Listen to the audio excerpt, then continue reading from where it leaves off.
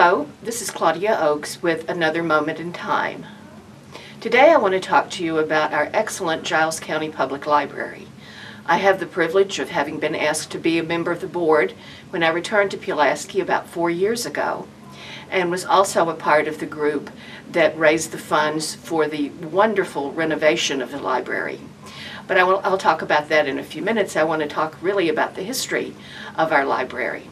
I found out something when I was researching this moment that I did not know.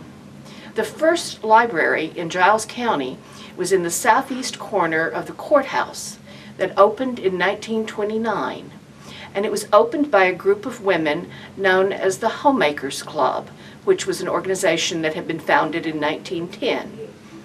And that was the library until a very wealthy Nashville businessman who was a native of Pulaski felt that Pulaski and Giles County needed a true freestanding library for its citizens. So Mr. Cornelius A. Craig and his wife in 1941 gave the funds for this building to be built. And it was on this site at 122 South 2nd, where we are today, that the library was built in 1941. He said he wanted it for the good of men and women and boys and girls of Giles County without fees or dues. In other words, a free public library for the citizens of Giles County. And that was pretty much what the library looked like from 1941 until about 1977. Now, something that a lot of people around my age know about very well, but some of you may not know, was that in the late 1940s, a Pulaski citizen named Catherine Yancey started a kindergarten in the library. That was before Growing Tree Nursery School. That was before public kindergarten. It was the only kindergarten from the late 1940s until the mid-1950s when Growing Tree opened for children of Giles County. And many of us around my age had great fun here 5 days a week going to kindergarten, and we visited the fire station, and we took a train ride from Pulaski to Linville when there was train service. So it was really fun going to kindergarten in the library, and then afterwards you could pick out a book to take home and have somebody read to you. Well, in 1977, the library expanded to accommodate the Giles County Historical Society and Museum. So they share space with the library still today. So you could come into the library, you could use the computers, you could read, pick out a book, and you can also go into the Historical Society space to perhaps do some research on your ancestors, because they have an excellent genealogy room. And they also have a small museum about Giles County.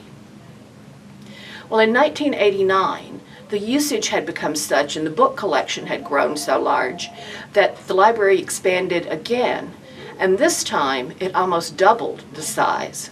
So the footprint that was built in 1989 with that renovation is really the footprint that the library is today. Back in 2012, it became obvious that this 1941 era building really needed some tender love and care. So we started a capital campaign to completely renovate the building. All new walls, all new roof, all new flooring, renovated restrooms, renovated community room, redesigned children's area. It was quite an undertaking, but thanks to the generosity of people in Giles County, corporations in Giles County, and people who grew up in Giles County and still love it, we have this beautifully renovated library that you can come and visit today. Now, a lot of people wonder in this technological age, what's the purpose of libraries?